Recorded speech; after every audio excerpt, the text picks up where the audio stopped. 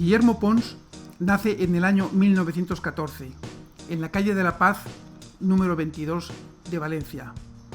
Y en aquel momento nadie podía imaginarse que iba a ser, con el tiempo, un verso suelto dentro de la familia tradicional y burguesa a la que pertenecía.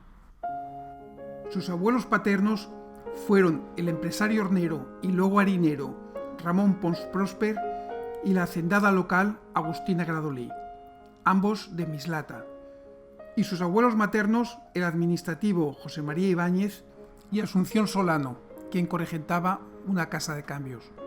Su padre, Ramón Pons Gradolí, dirigía con éxito la fábrica de harinas de la Avenida del Puerto, y su madre, María Ibáñez, se las veía con sus ahora 4 hijos varones. Entramos en los felices años 20. La familia ha crecido y los hijos ya son 6. En verano, la familia se trasladaba a la casa de la Malvarrosa, que fue muy importante para todos los hermanos y de la que siempre guardaron muy buenos recuerdos. Y además al abuelo le suponía acortar la distancia para ir hasta la fábrica, que le pillaba más cerca desde la Malvarrosa que desde la calle de la Paz. Allí los niños disfrutaban del mar. Aquí vemos a Guillermo con Álvaro y con Alejandro. Y en esta está también Eduardo. Y estos son los 4. En esta foto de Guillermo, que está sacada en la azotea de la casa, se observa al fondo los barcos de pesca que 15 años antes habitualmente pintaba Joaquín Sorolla. También iban a la casa de Godella y desde allí hacían muchas excursiones al campo. Esta es una foto curiosa de Guillermo que está haciendo el indio con algunos amigos. Guillermo se iba convirtiendo en un joven apuesto, pero pronto se le detectó un problema en la vista que le limitaría de manera progresiva. De hecho, en sus últimos años, esta degradación de mácula le dejó casi ciego. Eso no le impidió acudir al gimnasio, donde cuidaba su cuerpo atlético, del que siempre presumió. Un día, a mis 18 años, acudí al gimnasio Valencia, que estaba al final de la calle Sorní. Al hacerme la ficha y decir que me llamaba Pons, el encargado me preguntó si era familia de Guillermo. Entonces me dijo que Guillermo era el único que había visto hacer el Cristo con las anillas, pero partiendo desde la posición de abajo, sin impulso. Pura fuerza, me dijo. Pese a su problema de vista, sí que jugó al fútbol. Aquí le vemos en el campo de Mestalla, en un partido amistoso, con Alejandro Pons, Tino Mirabet, Manolito García del Moral y Enrique Llobet, y aquí formando parte de otros equipos. A los 18 años hubo un suceso trágico que le marcó de por vida. Su íntimo amigo, Paquito Cubells, falleció en un accidente de moto.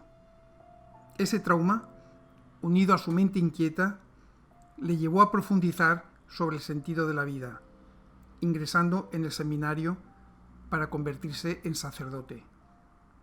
Si bien sus disquisiciones metafísicas perduraron, no así el seminario, que abandonó un año después. Estamos en los años 30 y nuestro abuelo Ramón empezaba a tener síntomas de una enfermedad entonces desconocida, la ELA. La rigidez en la mano fue el primero de los síntomas, al que le siguieron otros. Él quería ayuda en la fábrica, pero José Ramón prefirió irse a Barcelona a estudiar arquitectura. Cuando Guillermo le dijo que quería ser ingeniero industrial y que para ello también debía de irse a Barcelona, Ramón se llevó un gran disgusto. Por eso le puso una condición: debería de sacar el bachillerato con sobresaliente. Lo hizo y se fue a Barcelona. No sabemos nada de su vida allí, pero sí sabemos que no estuvo rodeado de lujos. En el año 1932, tras los exámenes de junio, Guillermo volvió a casa. En julio llegó a Félix Pizcueta una educada tarjeta postal, haciendo saber que había quedado pendiente de pago una conferencia telefónica. Gracias a esta postal, todos podemos ver ahora que el hostal residencia donde estaba alojado Guillermo era más bien austera, teniendo en cuenta que allí tendría que vivir los 5 años de carrera.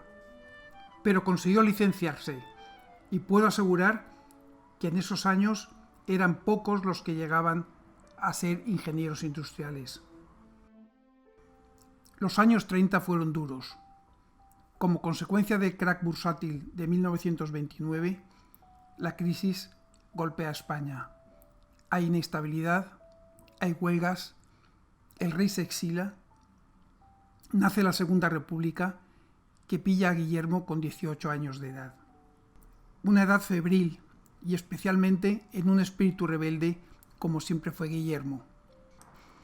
Su ideología era de derechas, lo que le hizo ingresar en la Falange Española, recientemente formada por José Antonio Primo de Rivera. El triunfo del Frente Popular calentó el escenario político y Guillermo no escondía sus ideas. El 11 de julio de 1936, un grupo de jóvenes pertenecientes a la recientemente prohibida Falange Española asaltan Unión Radio Valencia y lanzan mensajes animando a la sublevación militar en contra de la República. La reacción fue inmediata, produciéndose numerosas detenciones, entre ellas la de Guillermo.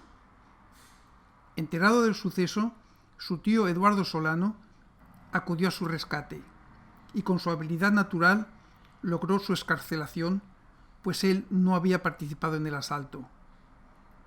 Y eso fue su salvación, pues a los pocos días se produjo la sublevación militar del 18 de julio, sin éxito en Valencia.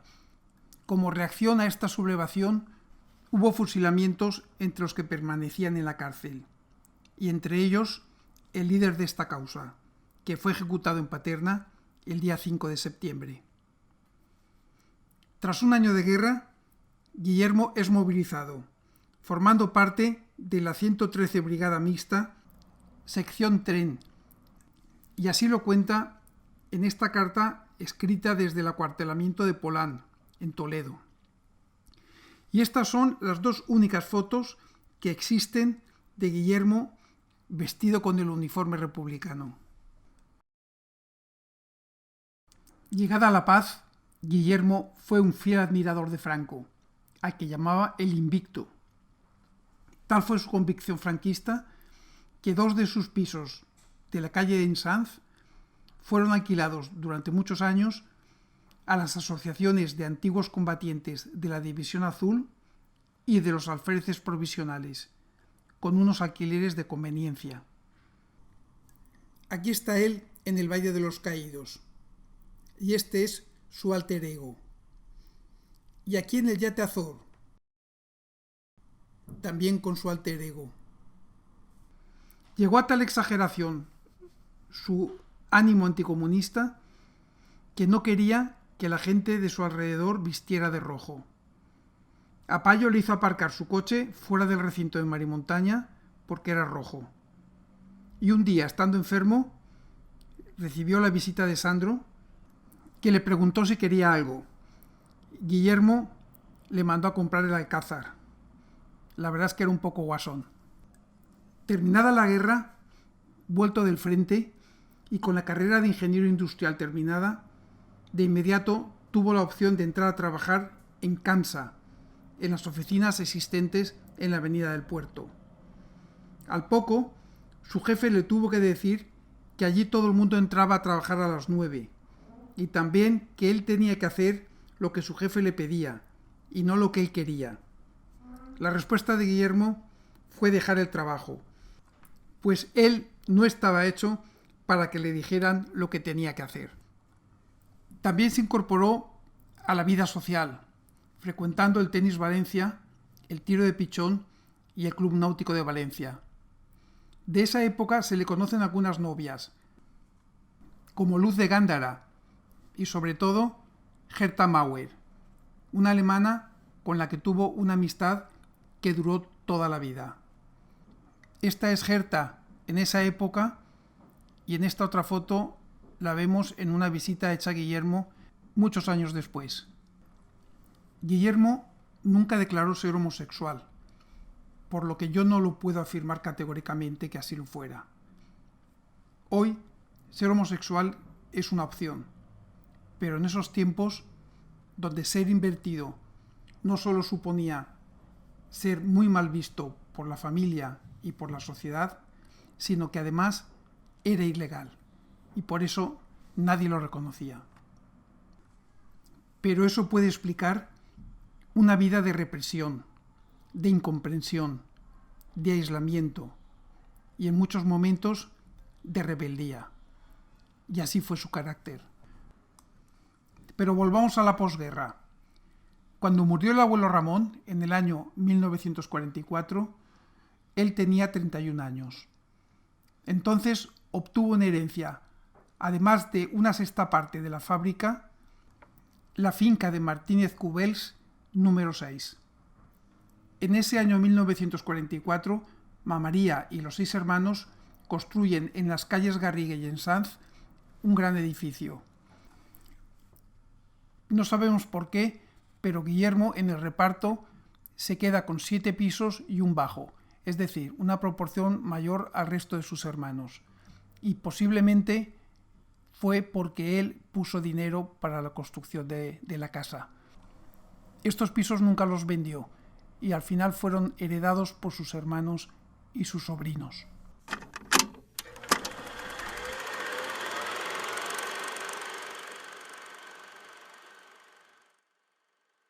Estamos en la década de los 50.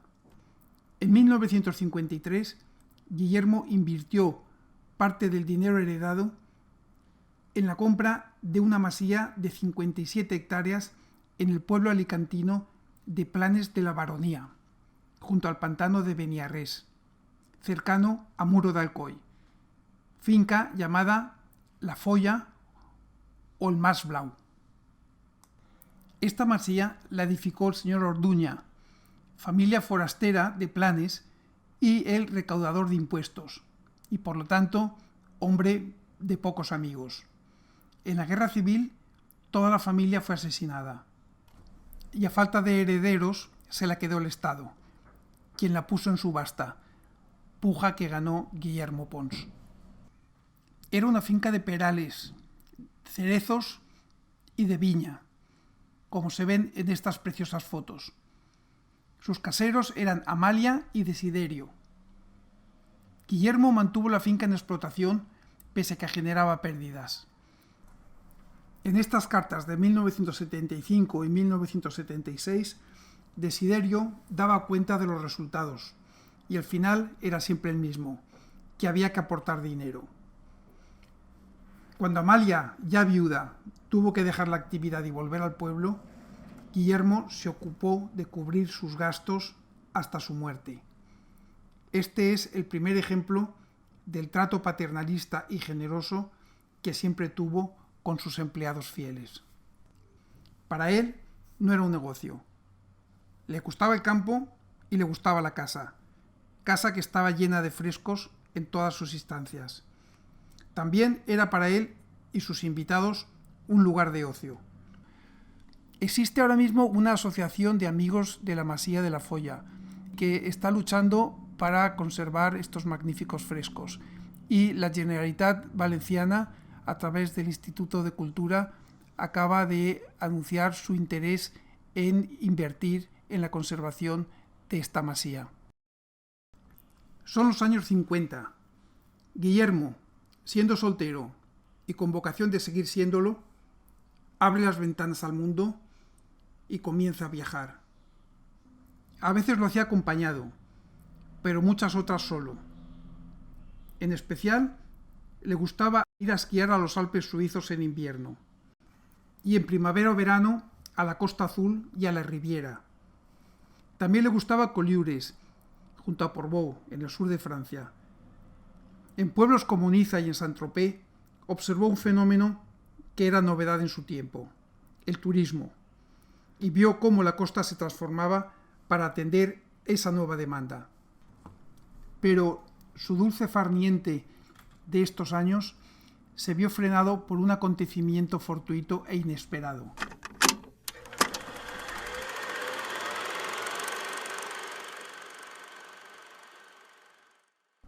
En 1956, el alcalde de Benidorm, Pedro Zaragoza, aprobó un plan general de ordenación urbana en el que casi todo el pueblo pasaba a ser urbano. El motivo de ello se explica muy bien en este vídeo. Benidorm, la ciudad con más rascacielos por habitante del mundo, la segunda ciudad con más rascacielos construidos solo por detrás de Nueva York. La ciudad del veraneo, el chiringuito, los guiris, los viajes del inserso y la masificación turística no siempre fue este Benidorm. Antes de 1950 era un pequeño pueblo marinero que tenía esta pinta. De hecho, nadie daba un duro por él. Sus apenas 2.000 habitantes no tenían otro trabajo más allá de la pesca, las olivas y los limoneros. El pueblo recibía algunos turistas, pero apenas se contaban un par de hoteles y alguna que otra pensión. Ni siquiera tenía suministro de agua potable. Entonces, ¿cómo se llegó de esto a esto? Pues gracias a este hombre, Pedro Zaragoza Orts, el alcalde que inventó la ciudad que hoy conocemos. En 1956 presentó el Plan General de Ordenación Urbana que abarcó todo el territorio municipal y que sigue vigente hoy en día. Se dibujó un trazado de grandes avenidas con un plano en forma de damero inspirado en el urbanismo de Barcelona que impulsara en 1859 Ildefons Cerdà y que preparó a la ciudad para crecer verticalmente. El lugar elegido fue la zona litoral de Levante, donde la orografía era menos accidentada que la zona más rocosa del poniente. Pero solo con urbanismo no se atraen turistas y fue cuando Pedro Zaragoza se destapó como un genio del marketing. Regaló botellas de vino marca Sol de Benidorm a cientos de personalidades, incluida la reina de Inglaterra. Trufó a Alemania de señales de tráfico indicando los kilómetros hasta Benidorm. Y por supuesto fue quien inventó el Festival de la Canción de Benidorm, de donde despegaron las carreras de Rafael o Julio Iglesias. Benidorm ya nunca pararía de crecer y 60 años más tarde sigue desarrollando ese plan urbano del alcalde Zaragoza que le llevó del suelo al cielo. Guillermo, con gran visión de futuro, no desaprovechó la oportunidad de hacer un gran negocio. Es justo recordar que invitó a sus hermanos a hacer lo que él hizo, pero ninguno de ellos le secundó, pues, casados, con hijos, prefirieron ser prudentes y conservadores. A Guillermo lo asociamos con Altea y Javea, pero realmente fue en Benidorm donde forjó su futuro. Así las cosas, en solitario, vendió el edificio de Martínez Cubells y entre 1955 y 1957 compró 5 fincas juntando 183.000 metros cuadrados de terreno, que ya eran edificables, según el plan del Ayuntamiento de Benidorm de 1956. En estas dos fotos se circunda en color naranja el terreno adquirido. En 1963, cuando el desarrollo de este pueblo había tomado ya una velocidad de vértigo, Guillermo comenzó a vender este suelo, la gran mayoría en bruto, si bien en parte lo urbanizó dando valor añadido y lo fue vendiendo en parcelas, y así hasta el año 1986, en que terminó de vender prácticamente todo el suelo que tenía en Benidorm. ¿Se puede decir que fue un especulador? Sí. ¿Fue un especulador deshonrado de los que compran políticos para conseguir estas recalificaciones? No. El suelo que compró Guillermo era ya un suelo urbano.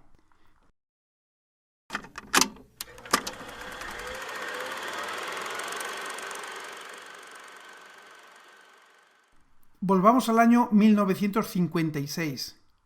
Guillermo ha comprado aproximadamente la mitad del terreno que llegó a poseer en Benidorm y también la finca de la Folla. Y todavía no ha vendido nada de suelo. Pero el efectivo heredado y la venta del edificio de Martínez Cubells aún le da para iniciar la compra de pequeñas heredades en la zona de costa más bonita de toda la Comunidad Valenciana, dejando aparte Benicàssim, claro. Hablamos del Portichol de Javea.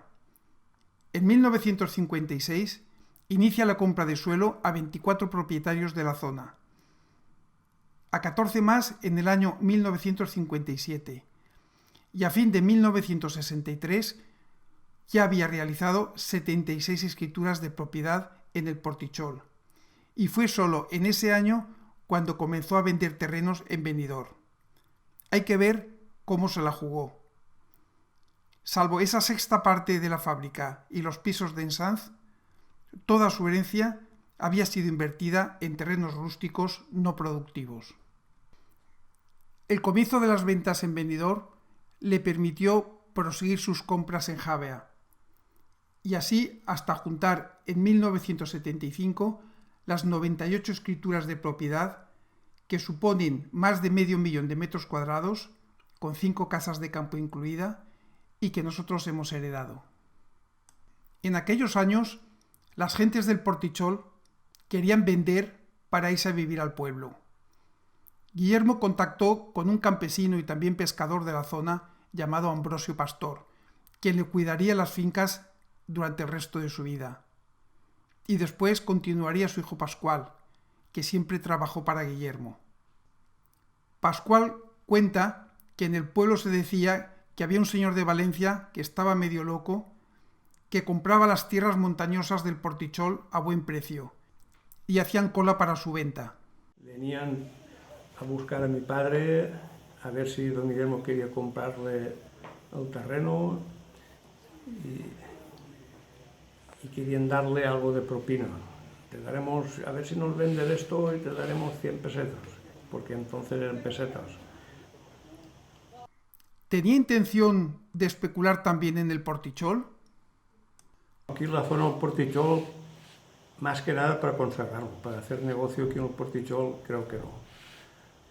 Lo demás sí, lo demás lo vendió todo lo que tenía, pero aquí era para conservarlo, más bien que... Efectivamente, también compró algunas otras fincas en Javea, en zonas distintas al Portichol, y que luego sí vendió, obteniendo buenas plusvalías. De esta especulación vivía Guillermo, y también sacaba fondos para financiar más compras en el Portichol y así preservarlo. Juntar 100 títulos de propiedad, con gran ausencia en muchos casos de documentación, y en un pueblo en el que el registro había ardido durante la Guerra Civil, fue una tarea que hoy sería casi imposible de realizar. Y es que entonces muchas compraventas eran verbales y muchas herencias no se documentaban. El registrador de la propiedad de Javea durante 11 años y en esa época era nuestro ahora amigo Eduardo Ballester.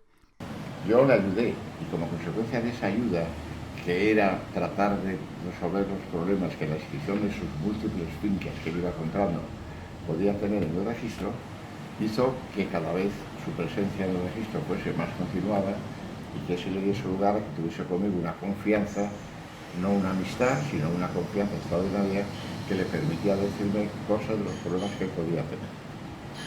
Eduardo también nos refrenda cuál era el propósito que manifestaba Guillermo tener mientras adquiría todas estas fincas.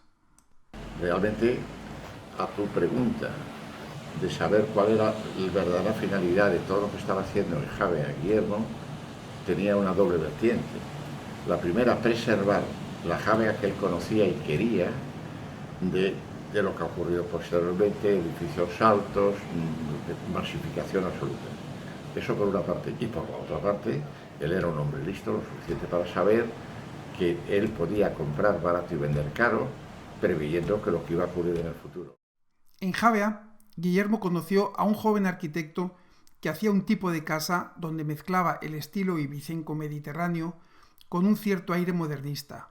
Era Manuel Jorge, a quien le encarga construir 7 chalets en un terreno en Calablanca. Son las conocidas Casas de Fidias. Manuel Jorge también recibió en el año 1963 el encargo de Guillermo de hacer una casa en el Portichol, que hoy conocemos como el Caracol. Y esa fue la única promoción que llevó a cabo Guillermo. El resto de su actividad fue la compra, la venta y la conservación de terrenos.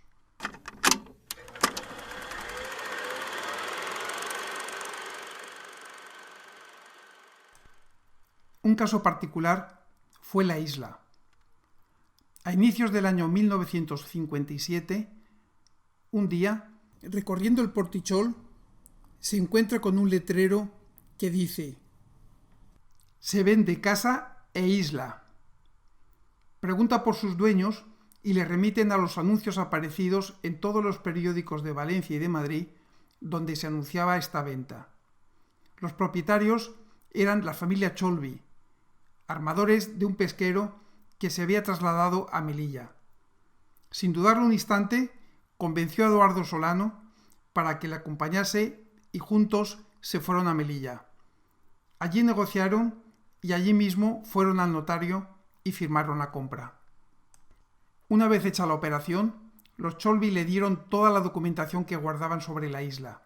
Sabemos que ellos la compraron en el año 1900 y que, tal y como se recoge en esta escritura pública, en el año 1926 la perdieron debido a un embargo al no poder pagar la contribución rústica. Pero luego la recuperaron cuando ésta fue subastada. Guillermo la pagó a plazos, firmando para ello 20 letras de cambio. Una vez conocida la compra, el alcalde de Javea intentó invalidar la operación, enviando esta carta al gobernador civil, aduciendo que las islas que se forman adyacentes a la costa pertenecen al Estado. La respuesta fue que la isla estaba ya formada y por tanto podía ser privada. Esto fue el detonante de una mala relación con el ayuntamiento, que duraría varias décadas. Posteriormente, Guillermo hipotecó la isla, como garantía de 8 millones de pesetas de un préstamo de 15 concedidos por el Banco Industrial de Cataluña y que solicitó para proseguir con sus compras de terreno. En 1984 canceló el préstamo y levantó la hipoteca. Si alguien quiere conocer algún detalle más sobre la historia de la isla, le recomiendo que entre en Wikipedia, donde he colgado alguna información adicional. Siempre se han escuchado comentarios sobre los planes de Guillermo respecto a la isla y de si quería construirla. Pascual dice que eso es lo que comentaba la gente, pero que eran rumores infundados. Con la isla, no, el único plan que tenía era eso, a ver si podía hacer una escollera y por encima de la escollera pasar a la isla y dejar un paso para que pasaran los barcos. Eso es lo único que decía él. De planes de hoteles que decían y todo eso, él nunca nombró cosas de esas. ¿Un casino, un teleférico? No, él no. Eso lo decía la gente, que hablan todos demasiado. Pero tenemos datos suficientes como para pensar que Guillermo tuvo proyectos y que siempre mantuvo una ilusión por hacer algo muy exclusivo en la isla, un hotel, un casino o ambas cosas en uno. Esto es una carta de un ingeniero madrileño donde le adjunta un plano sobre el puente que construiría uniendo la tierra firme con la isla. Esta ilusión por hacer algo en la isla nos la refrenda Mila Lambert, hija del famoso pintor Andrés Lambert, ambos muy amigos de Guillermo. Hubo un momento que quería hacer un puente de la isla del Portichol a la punta de la barraca para hacer ¿Y el puente te llevaba a la isla? ¿Y en la isla qué es lo que quería hacer? Quería hacer una ruleta.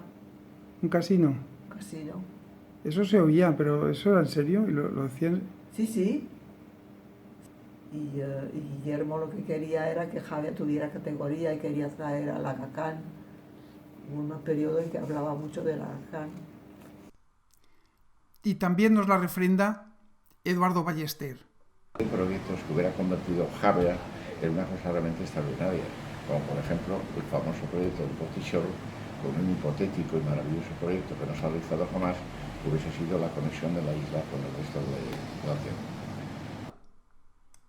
En 1975, Juanito Andrés, marido de Teresa Solá Pons, se cartea con Guillermo a propósito de la posible venta de Marimontaña. ¿Sería quizá para financiar este hotel? No lo sabemos. Y todavía en 1989, con 77 años, le pedía al equipo de arquitectos de Bechestú, quienes estaban a cargo de la ejecución del futuro Plan General de Ordenación Urbana de Javea, que le permitieran hacer algo en la isla. No se interesaba por el Portichol, solamente le insistía por la isla. Así nos lo cuenta el arquitecto encargado de hacer el plan general, Antonio Picazo. Cuando estábamos haciendo el plan de Javea, sabíamos que teníamos una cosa pendiente, que era toda la zona del Portichol y toda la zona de Cap de Sant Martí, y sabíamos que ahí había el gran promotor que tenía muchas propiedades y muchas iniciativas en otros sitios, y estaba esperando. Para cuando hacemos un plan, normalmente procuramos saber si hay estrategias y siempre cómo poder hacer para dejar encauzar cosas y no ponernos frontalmente a la situación. Y cuando vino fue una situación muy curiosa, porque hablamos de los sueños que tenía con respecto al Portichol. Había comprado uno de los lugares más hermosos del Mediterráneo y no sabíamos y él no sabía bien qué iba a hacer. Tenía prevista hacer un gran hotel. Un hotel exquisito. Y al final hablábamos de sueños, de imágenes idílicas, pero no llegamos a concretar. Su petición no tuvo eco, y en 1990 se publica el nuevo Plan General, en el que la isla y el Cabo de San Martín pasan a estar protegidos. En la década de los 50, los 5 hermanos de Guillermo están todos casados y cargándose de hijos. María está celosa de sus nueras, que le alejan de sus hijos. Pero de esta maldición se salva uno, Guillermo, que siempre se jactó de no tener mujer que le gobernara. Ambos vivían juntos y en gran unión. Para ella, Guillermo fue una buena compañía, y le aguantaba tanto sus depresiones como sus rarezas, que con los años se iban incrementando. Estas fotos de la riada fueron tomadas por Guillermo en Félix Pizcueta número 8, que era la casa familiar donde vivían.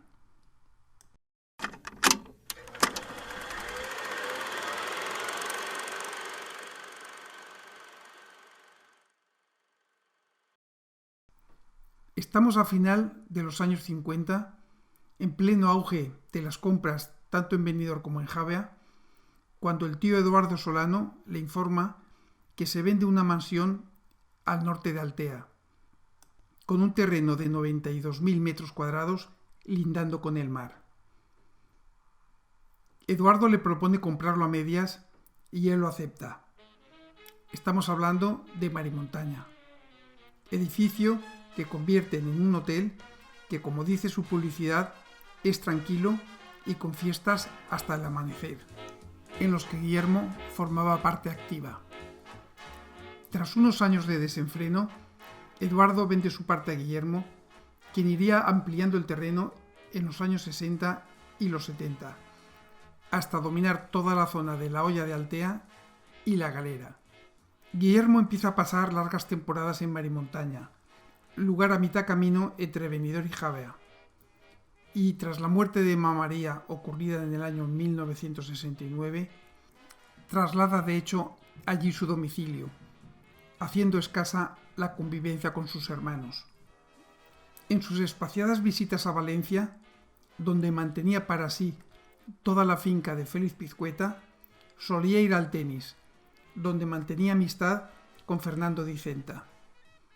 Curiosa amistad, pues Fernando, además de ser un gran amante del tenis, era periodista de profesión, un intelectual de izquierdas, que estuvo represaliado y encarcelado por el franquismo en la posguerra.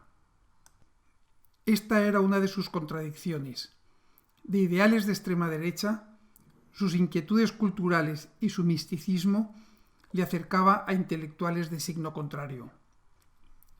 Pienso que siempre temió el posible rechazo familiar y social, lo que le condujo al aislamiento y con ello a la soledad, lo que provocó en él un carácter cada vez más huraño y amargo. Su respuesta al mundo era el triunfo, que venía representado por el poder económico, que causaba en los demás admiración o envidia.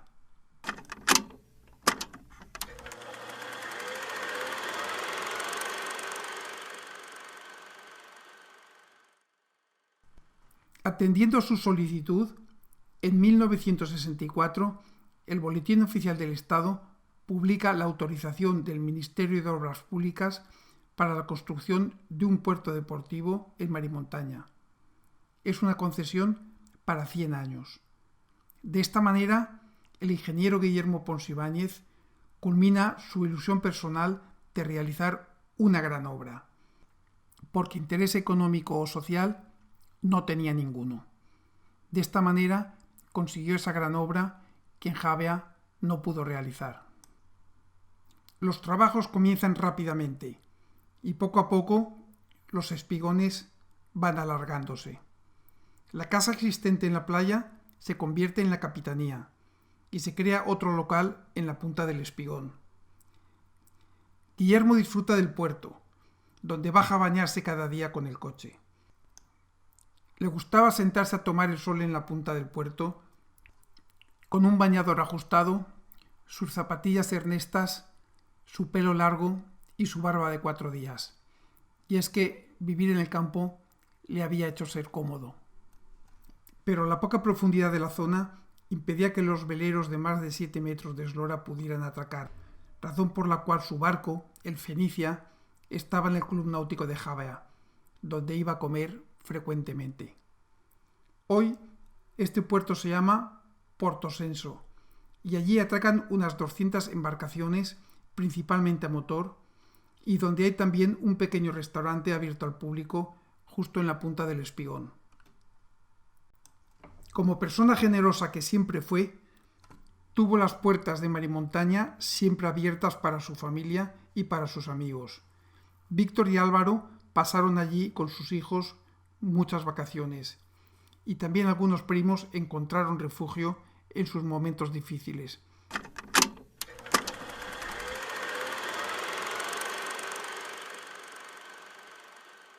En el año 1970, el gobierno decide el trazado de la autopista AP7 a su paso por Alicante. Guillermo, siempre con criterio propio, pensaba que ésta debía transcurrir por el interior, a unos cuantos kilómetros alejado del mar, y hacer ramales de unión para llegar a los distintos puntos de destino. Su idea de conservar el paisaje era firme y decidida. En definitiva, mantener la belleza de la costa alicantina, que era lo que atraía al turismo. Cuando supo que el trazado aprobado consistía en tunelar el monte Mascarat para llevar la autopista por el borde del mar, se rebeló contra ello. Contactó con todos los estamentos públicos, pero sin éxito. Intentó movilizar a la opinión pública y para ello publicó un gran anuncio en los principales periódicos de Madrid y de Valencia, supuestamente poniendo en venta a precio bajo Marimontaña. Debajo del titular de «Vendo maravillosa casa sobre el mar, a buen precio», proseguía diciendo «Justificación moral de la venta, la degradación y destrozo del paisaje que va a ocasionar la futura autopista del Mediterráneo al pasar por Altea, tal». Esta movilización no se produjo. Esta visión de futuro solo la tenía él. Y en ese momento, para el español, unos apartamentos o una autopista era crecimiento, prosperidad y un camino para salir de la pobreza. En 1976 se inaugura el tramo de Altea. Eduardo Sáez Vicente Almazán era el arquitecto municipal de Altea y en 1981 estaba terminando el plan general. El alcalde le citó a una reunión con el propietario Guillermo Pons Ibáñez. Él esperaba, como siempre ocurre con el titular de suelo, presiones para obtener la máxima edificabilidad. Sin embargo, esto fue lo hablado. Tu tío Guillermo, siendo yo arquitecto municipal de Altea, vino en su momento cuando estaba revisando el plan general para pedirle al alcalde de Marimontaña, que era entonces solo de reserva urbana, no fuera solo urbanizable. No quería que se hiciera urbanizable. Yo le planteé que tanto los colindantes, y ahora es Villagadea, como los siguientes suelos eran urbanizables y no tenía sentido que no fuera urbanizable. Él insistió que no quería que fuera urbanizable y que se quedara como lo tenía, con su casa, con su puerto y con el resto del terreno sin urbanizar. ¿Y qué pasó al final? Al final, por coherencia de planeamiento, se mantuvo como urbanizable y al cabo de los años pues se hizo un PAI y ahora está semi-urbanizado. Así que, gracias al ayuntamiento, el suelo se mantuvo edificable, conservando su valor económico. En los años 2000, los herederos venden Marimontaña como finca urbanizable y lo hacen a la empresa de Altea Zontoga, quien comenzó a urbanizar y quien encargó el diseño de las casas a construir al famoso arquitecto Jacques Nouvel. La crisis del 2007 llevó la empresa a la quiebra, pasando a ser propiedad de la Sareb, quien la vendió ya urbanizada solo por 12 millones de euros a la empresa Robert Alcisa en el año 2011. Pero las cosas habían cambiado. La concejal de urbanismo, Carolina Punset, cambió la interpretación de la norma urbanística valenciana, no permitiéndoles edificar sobrepasando el rasante natural, reduciéndoles por tanto en 1/3 la edificabilidad y haciendo el proyecto inviable desde el punto de vista económico. A día de hoy, las negociaciones siguen abiertas.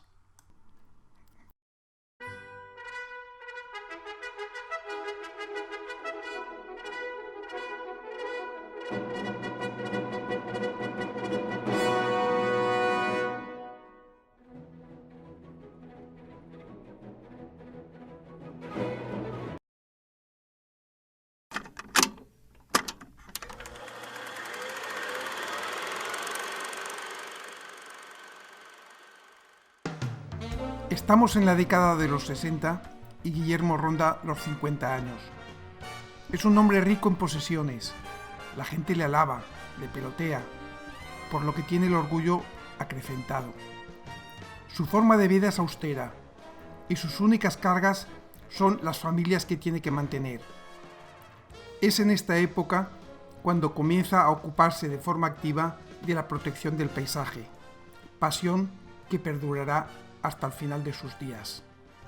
Y lo hace coincidiendo en el tiempo con la venta del suelo en Benidorm, con la construcción del puerto en Altea y con la solicitud de permiso para puentear la isla en el Portichol y hacer allí un edificio. Sin duda, esta es otra de las contradicciones de Guillermo. Él inicia una gran actividad en defensa de los valores de Javea, que califica como únicos en la costa del Levante, sus acantilados, sus playas, sus edificios y su gente, y comienza una cruzada en solitario contra el devastador crecimiento inmobiliario debido al turismo. Esta forma de ver las cosas, hoy muy difundida, era muy peculiar en esos años. Guillermo fue un adelantado a su tiempo.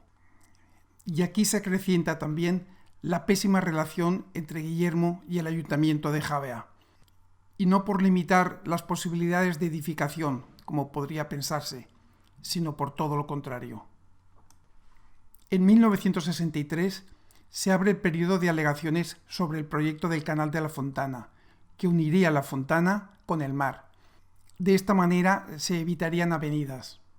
Guillermo es el único alegante, diciendo que es mejor darle salida hacia el río Gorgos y no hacia una playa, que obligaría a drenarla continuamente. Además, denuncia que el fin último de este proyecto es dotar de más superficie al parador de Javea. En su habitual estilo faltón, dice que es un proyecto técnicamente absurdo, pobre y ridículo. La alegación no es atendida por falta de concreción.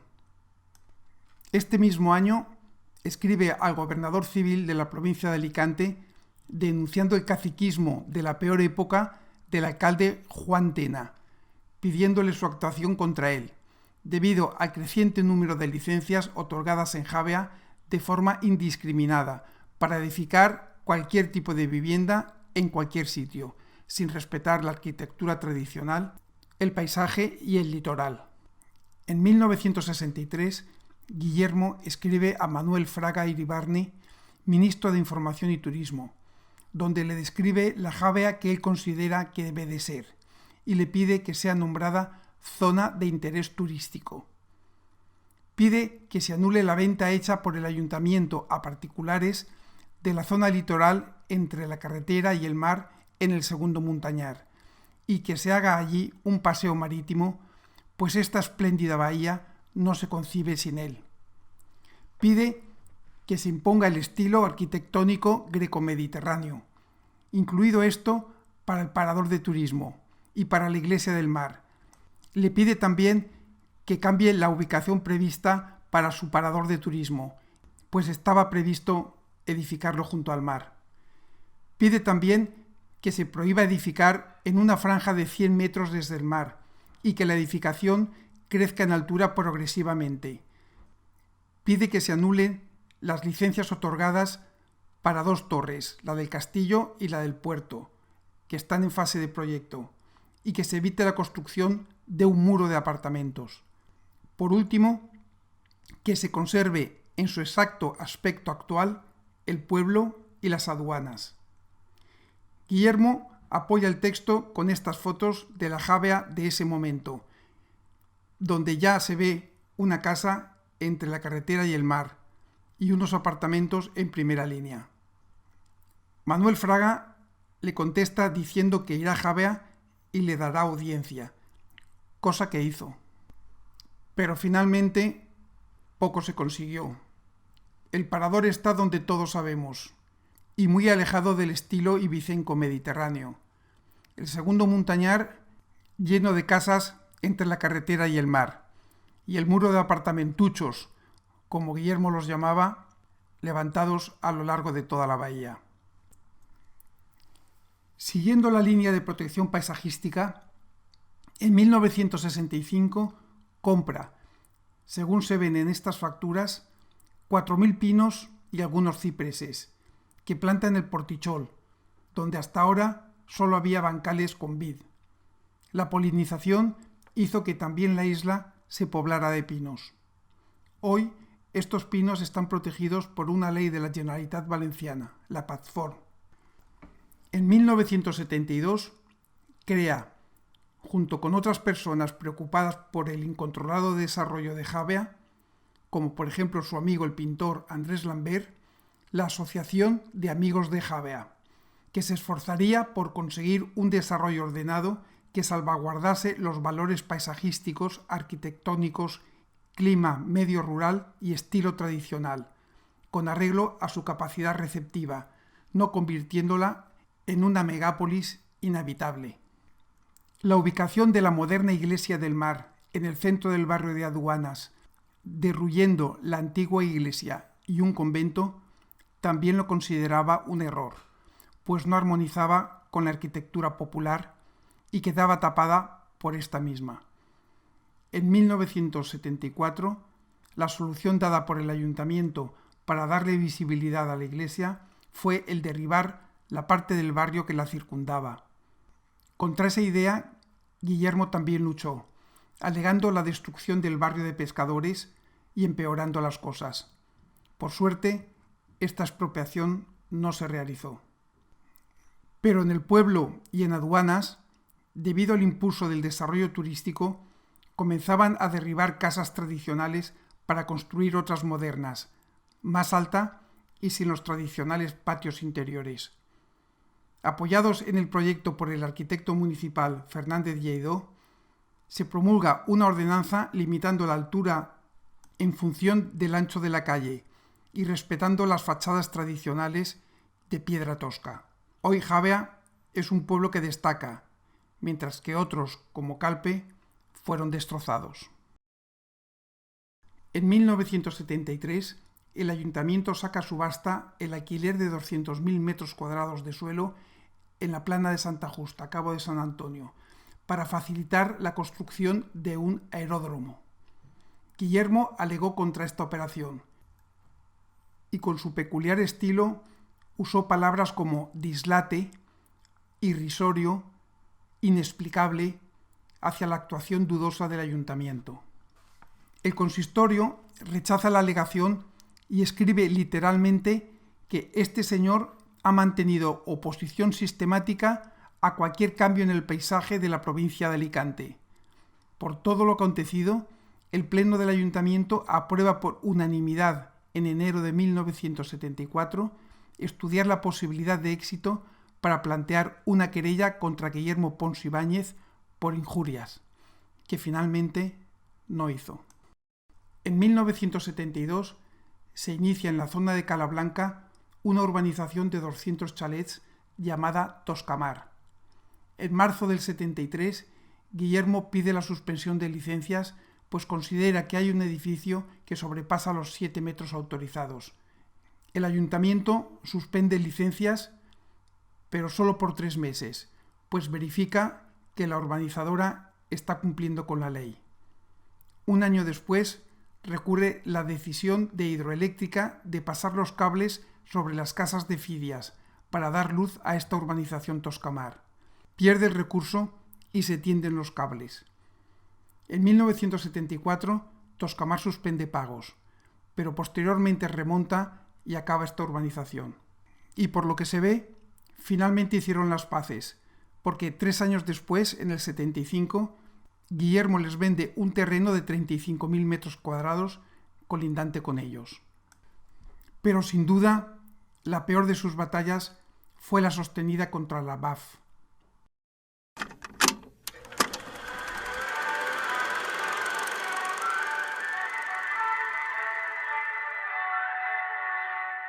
Esta sociedad nace en 1963 y su nombre se debe a las iniciales de sus 4 fundadores, un joven alemán y 3 personas de Benissa. Tras una primera experiencia urbanizadora en Benissa, inician en Javea, amparados por los alcaldes Juan Tena y Ángel Domenech, una macrourbanización de 700 chalets en los acantilados entre Cabo Negro y Cabo de la Nao, en unos terrenos rurales vecinos al Portichol, urbanización llamada Balcón al Mar. Esta carece de alcantarillado y de depuradora. Las parcelas son inferiores a los 1.000 metros cuadrados y la edificación ocupa, por tanto, más de la mitad de la parcela. Se promocionan en Alemania a buen precio y se venden al instante. Guillermo saca el hacha de guerra. Les denuncia al gobernador civil de Alicante, al ayuntamiento y a la comisión de urbanismo. La BAF no se amilana y continúa las obras, construyendo 300 chalets con licencia municipal y legal, como decía Guillermo, y 400 directamente sin ella. Para arreglar el desaguisado, el ayuntamiento aprueba un plan parcial llamado del Balcón al Mar, en agosto de 1973. Pero Guillermo lo lleva a los tribunales. Y así se lo cuenta en esta carta al gobernador civil de Alicante. El ayuntamiento, pensando que esto le pararía los pies, aprueba en pleno el iniciar un expediente de planeamiento especial para proteger el Portichol y algunos otros paisajes. En abril del 74, de nuevo Guillermo denuncia ante el gobernador civil que su impugnación al plan parcial ha triunfado en la Comisión Provincial de Urbanismo, pero que la BAF continúa con las obras. Para acceder a parte de sus terrenos, la BAF debería cruzar una finca de Guillermo. Trazan un camino y comienzan a pasar vehículos. Guillermo manda a Pascualet para que vuelque 2 camiones con piedras para inutilizar el camino y lo denuncia ante el juzgado de primera instancia de Denia. En febrero del 74, el juzgado falla a favor de Guillermo y niega la existencia de un derecho de paso a la BAF. Pese a los contratiempos que el señor Pons les está creando, esta urbanizadora compra un nuevo terreno ubicado entre Balcón al Mar y el Portichol, Mar Azul, que es lo que nosotros llamamos la bajada de la barraca.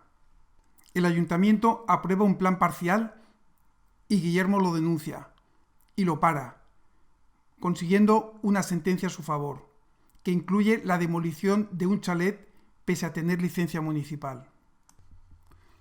Coincidiendo con estos hechos, en mayo de 1974, Guillermo recibe este anónimo, tanto en Félix Pizcueta como en Marimontaña, donde se le invita a dejar de meterse en asuntos de otros, bajo amenaza de muerte. Señor don Guillermo Pons, le van a matar. Están esperando que usted les perjudique en lo más mínimo para liquidarle. Esta vez no fallarán. No sea tonto y siga mi consejo. No encorde a nadie. No moleste a nadie. No perjudique a nadie. No se meta con nadie. Viva su vida y piense que una vez muerto ya no puede hacer nada. Tome en serio este aviso, porque esta vez no fallarán. Atentamente, un amigo.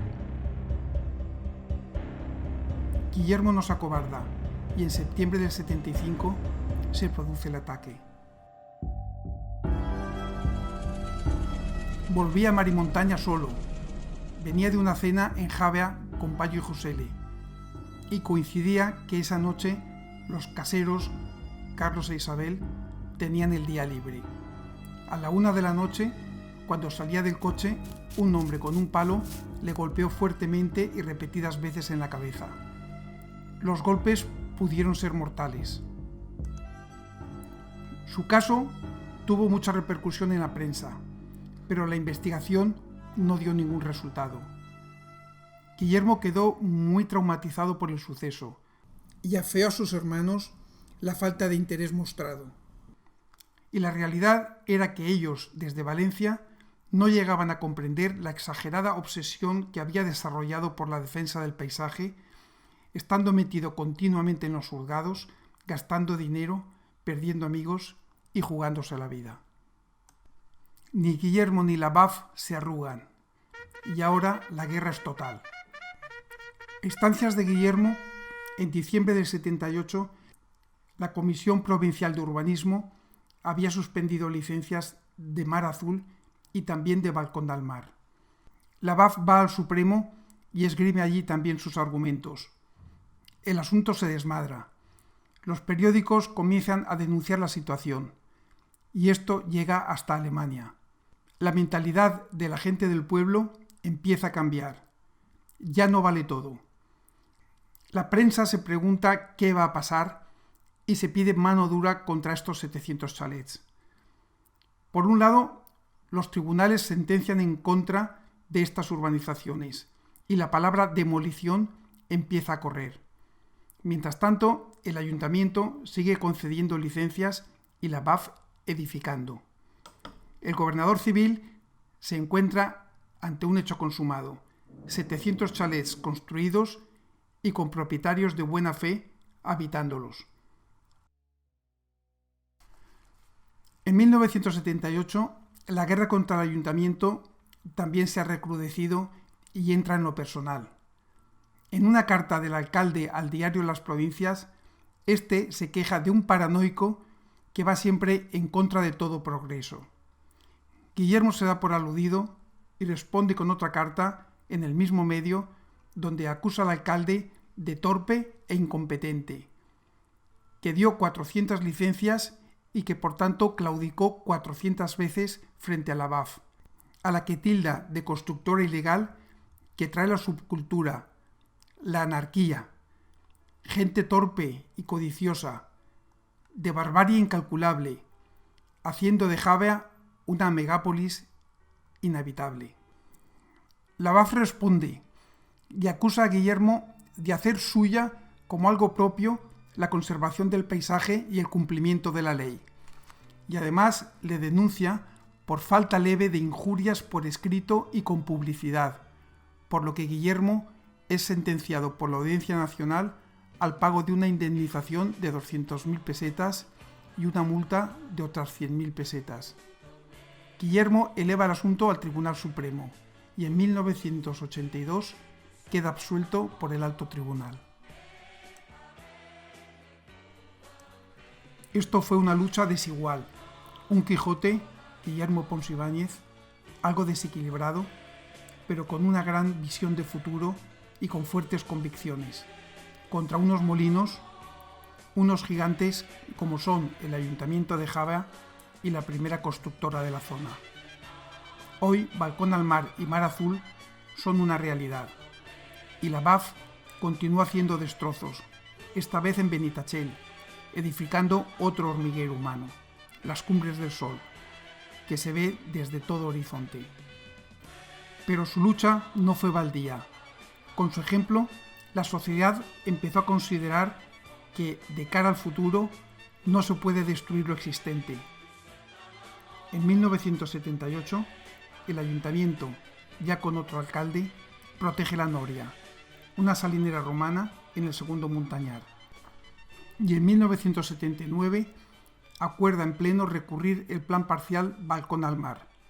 Tarde, pues ya estaba hecho, pero esto marca sin duda un antes y un después.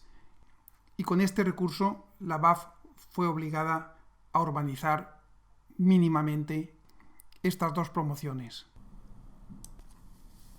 Pero ese cambio no supuso el fin de los desencuentros entre Guillermo y el consistorio. En 1988, el Pleno del Ayuntamiento decide, como ya hemos dicho, que el nuevo Plan General, que se aprobaría en el 1990 y ha estado vigente hasta este año, proteja la isla y el Cabo de San Martín. Y también decide, en esa misma reunión, la compra de la isla a su propietario. Guillermo se queja y lo refleja en este artículo de prensa. Respecto a la isla, porque se rompe su sueño inspirado en Le Mont Saint-Michel, y porque teme una expropiación a bajo coste al ser ahora no edificable. Y respecto al cabo, porque no quería que sus tierras perdieran valor. En definitiva, le gustaba que fueran edificables para no edificar, y hacerlo así por voluntad propia, por su compromiso con el respeto al paisaje. No quería que nadie le dijera lo que podía y lo que no podía hacer en su portichol.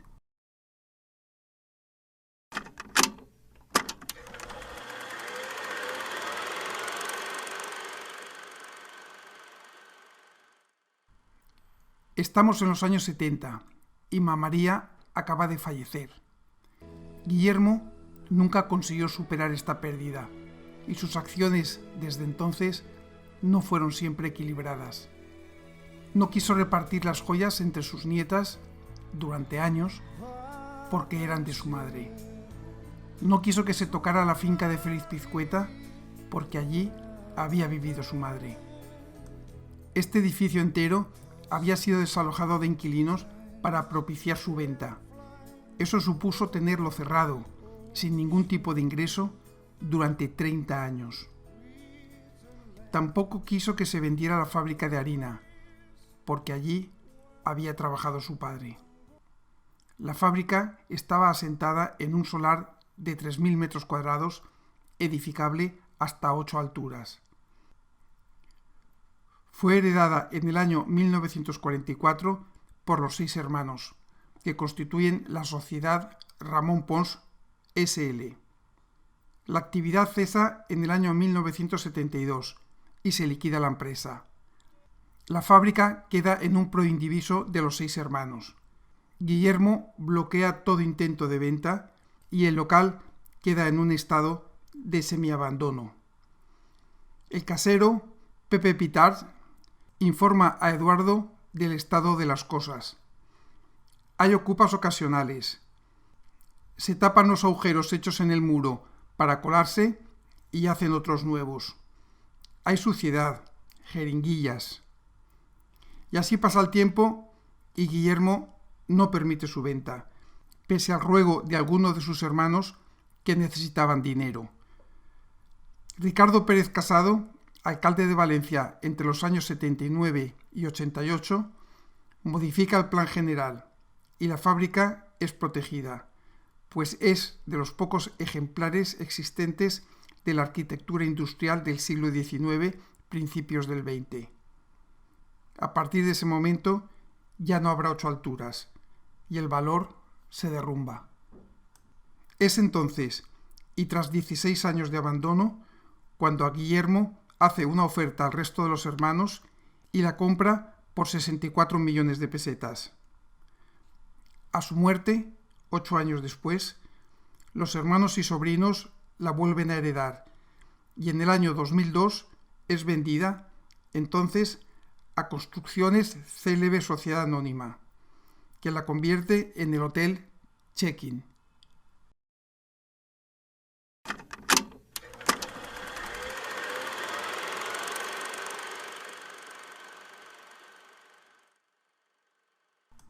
Aunque seguimos en los años 70, vamos por un momento a retroceder 5 años atrás. Nos encontramos a un Guillermo inmerso en sus batallas, tanto en Javea como en Altea, pero aún así tiene ánimos para meterse en otra más, el Saler. En 1965, su hasta entonces amigo, el alcalde de Valencia, Rincón de Arellano, aprueba el plan parcial de ordenación del Monte de la Dehesa, donde se edificaría una nueva ciudad de 60.000 habitantes, entre la Albufera y el mar. Para ello, se haría un paseo marítimo paralelo al mar y calles en ambos sentidos, talando los pinos existentes. Los valencianos, que estaban empezando a sacudirse el hambre y la miseria de la posguerra, no lo vieron mal. En el año 1970, el plan se puso en marcha, se cortan los pinos y se hacen las calles y las avenidas, y se empieza a levantar los primeros edificios. Guillermo hizo suya también esta causa y comienza su lucha contra este desatino. Visitó a los alcaldes Rincón y López Rosat, al presidente de la Diputación de Valencia, escribió a los procuradores en Cortes de origen valenciano y al presidente de las Cortes, y también a 2 ministros. Y por último, intentó movilizar a la prensa, pero nadie se involucraba. En 2018, la profesora norteamericana Sarah Hamilton escribió un libro, publicado por la Universidad de Washington Press, llamado Cultivando en la Naturaleza, que describe la lucha del pueblo valenciano para preservar el Saler y su albufera. En él destaca la importancia de la actuación de Guillermo, que define como conservacionista del paisaje, como punta de lanza en la crítica a este plan municipal. También destacó a Félix Rodríguez de la Fuente, presidente de ADENA, y a María Consuelo Reina, que fue quien desde las provincias comenzó su lucha a favor del Saler. Sarah Hamilton diferencia a los conservacionistas de los ecologistas y encuadra a Guillermo entre los primeros. En 1971 comienza un primer movimiento ecologista encabezado por los sociólogos José Vicente Marqués y Damián Moyá, quienes organizan la rama valenciana de la Asociación Española de Ordenación del Medio Ambiente, AEORMA. Esta asociación ecologista es de corte socialista, con influencia leninista, y sus fines, más allá del paisaje, es la preocupación por el clima, los recursos naturales, la biodiversidad, y también la defensa de las libertades individuales, aún ausentes en esta época del tardofranquismo. Su enfoque no es paisajista, sino la lucha contra la privatización de un espacio público.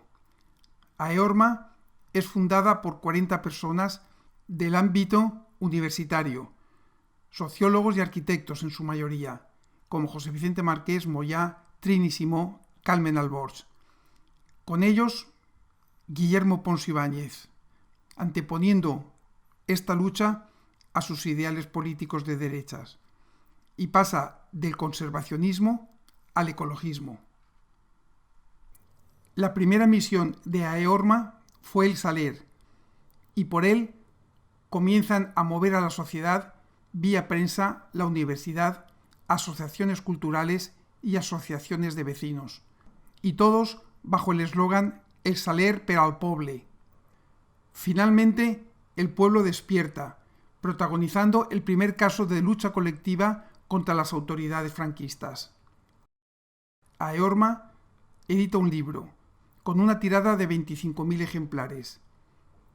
Este libro es financiado por muchas personas conocidas, como María Consuelo Reina, Vicente Cuñat, Amando de Miguel, Manuel Broseta, Juanjo Estellés, Eliseo Climent, Sánchez Ayuso, Ernesto Martínez Colomer.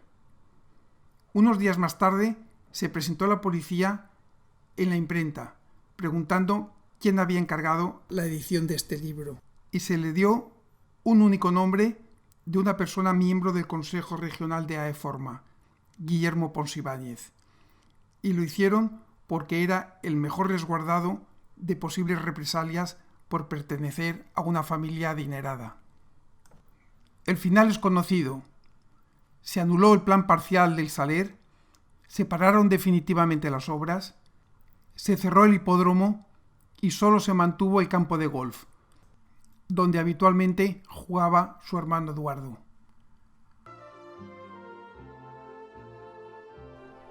Estamos en los años 80 y Guillermo, cerca de los 70 años, empieza a perder fuerza y ya no se mete en tantos problemas. Su vista está muy deteriorada y bajar con el coche hasta el puerto es una temeridad.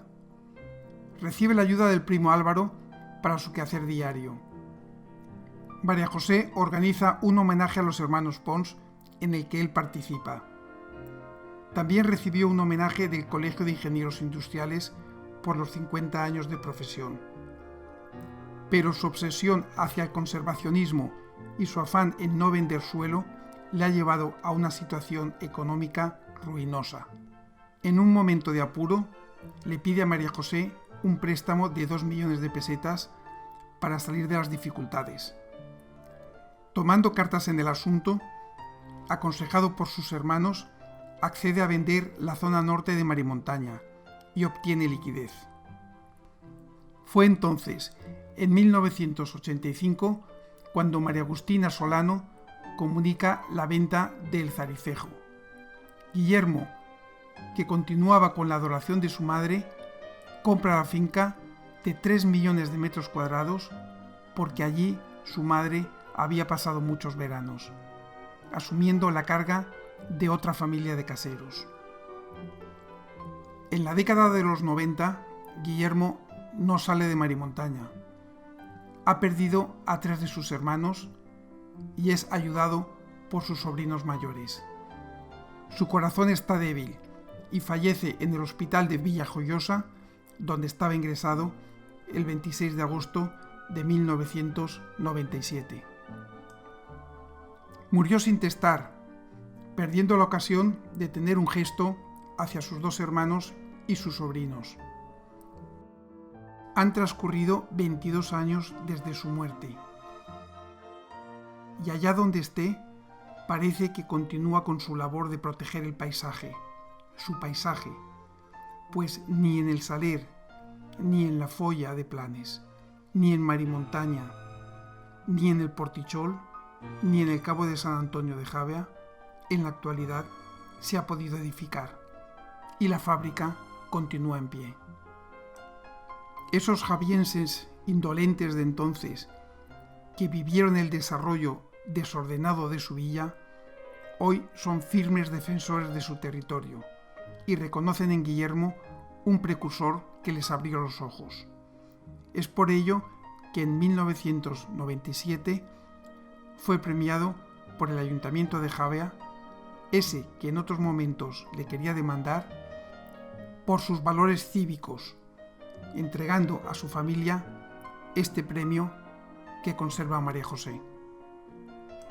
A su vez, el mirador de la Cruz del Portichol pasó a llamarse Mirador Pons Ibáñez, y la plaza de reciente creación que marca el final del segundo montañar y el comienzo de la Cala Blanca se llama Plaza Guillermo Pons. La inauguración de esta plaza y de la escultura de Andreu Alfaro allí situada tuvo lugar en el año 2010, con palabras de agradecimiento del alcalde a este benefactor de Javea. Y es allí, o alternativamente en la Cruz del Portichol, donde cada año le rendimos un pequeño homenaje. Al pie de la escultura, A modo de epílogo, figura la ya famosa frase que escribió en 1972 a propósito de su lucha por el saler y que resume el fin de su existencia. Haré todo lo posible por llevar el barco a puerto, pero no haré lo imposible, esto es, dejarme llevar por el desaliento.